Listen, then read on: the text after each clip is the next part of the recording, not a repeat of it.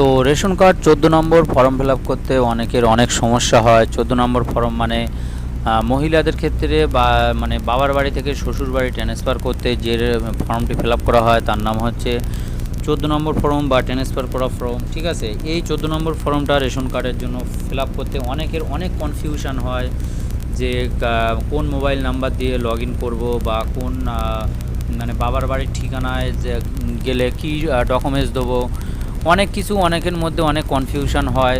তো সেই সব সমস্ত প্রশ্নের উত্তর এই ভিডিওটিতে থাকবে এবং কিভাবে আপনি 14 নম্বর ফর্মটা কমপ্লিটলি ফিল আপ করবেন সে বিষয় নিয়ে বিস্তারিত আলোচনা করা হবে। চ্যানেলে যদি নতুন হয়ে থাকেন অবশ্যই চ্যানেলটি সাবস্ক্রাইব করবেন এবং পাশে থাকা বেল আইকনটি অবশ্যই অল করে ভিডিওটি প্রত্যেককে শেয়ার করবেন সবার সুবিধার্থে। তো চলুন শুরু করা যাক। তো আমি এই ভিডিওটি করছি একটু রাস্তার পাশে থেকে, তো একটু নয়েজ আসতে পারে, তো কিছু মনে করবেন না।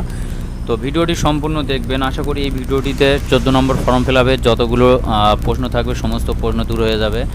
নতুনদের জন্য তো বিশেষত খুব গুরুত্বপূর্ণ ভিডিও। তো সর্বপ্রথম ক্রোম ব্রাউজে আসতে হবে। ক্রোম ব্রাউজে আসার পরে এখান থেকে আপনাদের গুগল ক্রোমে আসার পরে আপনারা রেশন কার্ড লিখে সার্চ করার পরে এরকম একটা অপশান চলে আসবে। তারপরে এখান থেকে রেশন কার্ডের উপরে ক্লিক করে এখান থেকে অফলাইন এই যে অ্যাপ্লাই অনলাইন এখানে ক্লিক করে তারপরে নতুন একটা ফর্ম 4 নম্বর ফর্মে ক্লিক করবেন। তারপরে এখান থেকে মোবাইল নাম্বার বসাতে হবে। এবার কোন মোবাইল নাম্বার বসাতে হবে শুনুন। ধরুন আপনার মেয়েকে বা কোনো মহিলার বাবার বাড়ি থেকে শ্বশুরবাড়ি ট্রান্সফার করা হচ্ছে, তাহলে সেই মহিলার রেশন কার্ডে যে মোবাইল নাম্বার দেওয়া থাকবে সেই মোবাইল নাম্বারে ওটিপি যাবে। ঠিক আছে, তাহলে ওই মহিলাটির কোনো মহিলার রেশন কার্ড ট্রান্সফার করতে তাহলে সেই মহিলার রেশন কার্ডের যে মোবাইল নাম্বার দেওয়া রয়েছে সেই মোবাইল নাম্বারটা এখানে বসাতে হবে। তারপরে গেট ওটিপি করতে হবে। গেট ওটিপি করার পরে সঙ্গে সঙ্গে যে মোবাইল নাম্বারে দেওয়া আছে ওই মোবাইলে একটা ওটিপি যাবে। সেই ওটিপিটা এখানে ওটিপির ঘরে বসাতে হবে। তো আমাদের ওটিপি চলে আসলো, তো আমি আমার ওটিপিটা এখান থেকে বসিয়ে দিচ্ছি। ওটিপি বসানোর পরে প্রসিডে ক্লিক করব। প্রসিডে ক্লিক করার পরে সেই রেশন কার্ড পুরো ফ্যামিলি, সেই মহিলাটির রেশন কার্ড মানে যে ফ্যামিলিতে আছে সেই ফ্যামিলির পুরো রেশন কার্ডের পুরো ঠিকানা সমস্ত কিছুর রেশন কার্ডের পুরো লিস্ট এখানে চলে আসবে। তারপরে নিচে একটু স্ক্রল ডাউন করে যেতে হবে। স্ক্রল ডাউন করে যাওয়ার পরে এখান থেকে দেখুন যে অ্যাপ্লাই ফর এ ইন্ডিভিজুয়াল। ঠিক আছে, এখান থেকে shifting to a new family apply for 14, অর্থাৎ এখান থেকে 14 নম্বর ফর্মের এই যে না অ্যাপ্লাই নাও ক্লিক করতে হবে। অ্যাপ্লাই নাও ক্লিক করার পরে এখান থেকে চিহ্নিত করতে হবে যে আপনি কোন মহিলাটির এখানে রেশন কার্ডটি ট্রান্সফার করবেন। তো আমি এই রেশন কার্ডটি ট্রান্সফার করবো, ওই জন্য এই ঘরটা চেক বক্সে আমি একটা টিক মেরে দিলাম। তারপরে এখান থেকে একটু নিচে স্ক্রল ডাউন করে আসবো। আসার পরে এখান থেকে তো তারপরে এখানে নেক্সট অপশান ক্লিক করতে হবে। নেক্সট অপশানে ক্লিক করার সঙ্গে সঙ্গে এমন একটা ইন্টারফেস চলে আসবে, please enter ration card number. তো এখান থেকে রেশন কার্ড নাম্বারটি বসাতে হবে। তো রেশন কার্ড নাম্বার কার্ড দেবেন এখানে মহিলার স্বামীর রেশন কার্ড নাম্বার এখান থেকে বসাতে হবে। তো সেই মহিলার স্বামীর রেশন কার্ড নাম্বার আমি এখান থেকে ইনপুট করে দিচ্ছি।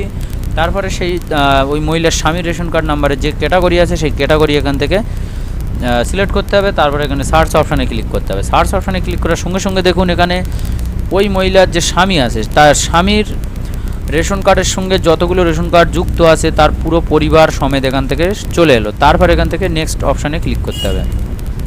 নেক্সট অপশানে ক্লিক করার সঙ্গে সঙ্গে এখান থেকে যে relation with head of the family, অর্থাৎ এখান থেকে হেড অফ দ্য ফ্যামিলির সাথে ওই মহিলাটির সম্পর্ক কী। তো যদি এখান থেকে ওই মহিলার শাশুড়ি যদি মানে হেড হয়ে থাকে তাহলে সেই মহিলার শাশুড়ির এখান থেকে রেশন কার্ড মানে সম্পর্ক এখান থেকে সিলেক্ট করতে হবে মাদার ইন ল। আর যদি শ্বশুর হয়ে থাকে তাহলে এখান থেকে ফাদার ইন ল। তো আমাদের এখান থেকে শ্বশুর এখানে হেড হয়ে আছে তাহলে এখানে ফাদার ইন ল করে দেবো। তারপর এখান থেকে যে reason for shifting to a new family, অর্থাৎ কী কারণে এখান থেকে ফ্যামিলিতে শিফট হচ্ছে। তো এখানে অনেক রকম এখানে আছে মানে সিস্টেম আছে। দেখুন এখানে অপশান আছে দেখুন, ম্যারেজের ক্ষেত্রে অর্থাৎ বিবাহ সূত্রে, ডিভোর্সের ক্ষেত্রে অর্থাৎ কোনো মহিলার যদি বিয়ে হয়ে যায় তো সেই মহিলা প্রথমত স্বামীর কাছে চলে গিয়েছে, অর্থাৎ স্বামীর পরিবারে রেশন কার্ড ট্রান্সফার করে নিয়ে গিয়েছে, কিন্তু তারপরে ডিভোর্স হয়ে গিয়েছে। ডিভোর্স হয়ে যাবার পরে এখান থেকে ফের সেই রেশন কার্ডটি ট্রান্সফার করে আবার বাবার বাড়িতে নিয়ে চলে আসছে, সেক্ষেত্রে এটা সিলেক্ট করতে হবে। বা অন্য ফ্যামিলিতে যাচ্ছে, নতুন করে কোথাও বিয়ে হয়েছে, তার ক্ষেত্রে ডিভোর্সের এখানে ক্লিক করতে হবে। ধরুন আপনার বাচ্চা অন্য কোনো ফ্যামিলিতে চলে গিয়েছে, সেই ফ্যামিলি থেকে আপনার ফ্যামিলিতে নিয়ে আসবেন, তার ক্ষেত্রে কি করতে হবে, এই যে এখান থেকে create a mistake for child এখানে ক্লিক করতে হবে। ঠিক আছে, তারপর এখান থেকে যদি কোনো বয়স্ক মানুষ, অর্থাৎ যদি কোনো বৃদ্ধ মানুষ তার স্বামী স্ত্রীর কার্ড যদি আলাদা হয়ে থাকে, অথবা কোনো ছেলের কার্ড এক জায়গায় তার বাবার কার্ড আর এক জায়গায়, তো দুটো কার্ড একত্রিত করতে, বা মেয়ের কার্ড এক জায়গায় বাবার কার্ড আর এক জায়গায়, এরম একত্রিত করতে এই অপশানটা সিলেক্ট করবেন। তো আমি এটা বিবাহ সূত্রের জন্য করছি, তো এটা ম্যারেজ সিলেক্ট করলাম। তারপরে এখান থেকে যে এই যে ডকুমেন্টটা এখান থেকে আপলোড করতে হবে, তো এটা বিএস সার্টিফিকেট এখান থেকে আপলোড করতে হবে। তো আমি এখানে বিএস সার্টিফিকেটটা এখান থেকে আপলোড করে দেবো। তার জন্য এখান থেকে এটা 100 কেবির মধ্যে নিয়ে আসতে হবে। কীভাবে 100 কেবি করতে হয় তো সেটাও নেক্সট ভিডিও একটা নিয়ে আসবো খুব তাড়াতাড়ি। তো এখান থেকে 100 কেবির মধ্যে এখান থেকে একটা পিডিএফ ফাইল করে নিতে হবে বিয়ের সার্টিফিকেটটা, অর্থাৎ রেজিস্টার্ড সার্টিফিকেটটা এখান থেকে 100 কেবির মধ্যে করতে হবে। তারপরে এখান থেকে নেক্সট এই অপশানে ক্লিক করতে হবে। এই অপশানে ক্লিক করার সঙ্গে সঙ্গে এখান থেকে এই যে টিক বক্স আছে এখানে ক্লিক করতে হবে। এখানে ক্লিক করার সঙ্গে সঙ্গে এখান থেকে আপনাদের এই যে গেট ওটিপি, এই গেট ওটিপিতে ক্লিক করতে হবে। গেট ওটিপিতে ক্লিক করার সঙ্গে সঙ্গে আমাদের মোবাইল ফোনে একটা ওটিপি চলে আসলো। ওটিপি আসার পরে আমরা এখান থেকে মোবাইলে যে ওটিপিটা আসলো আমরা এখান থেকে ওটিপির ঘরে এখান থেকে বসিয়ে দেবো। ওটিপিটা বসানোর পরে এখান থেকে সাবমিট ওটিপিতে ক্লিক করে দেবো। সাবমিট ওটিপিতে ক্লিক করার সঙ্গে সঙ্গে আমার এখানে ফর্মটি সম্পূর্ণভাবে সাবমিট হয়ে গিয়েছে। তারপরে এখান থেকে একটু নিচে স্ক্রল ডাউন করে আসবেন, দেখবেন যে চেক স্ট্যাটাস, এখানে ক্লিক করবেন। এখানে ক্লিক করার সঙ্গে সঙ্গে এই মোবাইল নাম্বারটা এখান থেকে দেখা যাবে।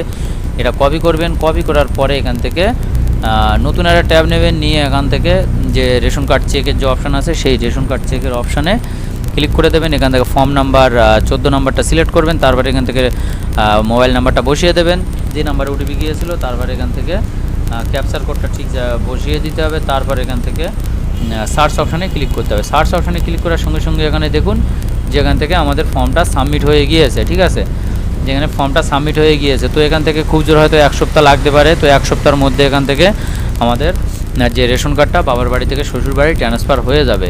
তারপরেও যদি কোনো প্রশ্ন যদি থেকে থাকে যে কিছু বুঝতে সমস্যা হচ্ছে, নিচে কমেন্ট বক্সে অবশ্যই কমেন্ট করবেন, রিপ্লাই দেওয়ার চেষ্টা করব। আর নেক্সট ভিডিও পাওয়ার জন্য চ্যানেলটি অবশ্যই সাবস্ক্রাইব করে প্রত্যেককে ভিডিওটি শেয়ার করবেন। আর আপনার মূল্যবান মতামতটি কমেন্ট বক্সে অবশ্যই লিখতে ভুলবেন না। তো ভালো থাকবেন।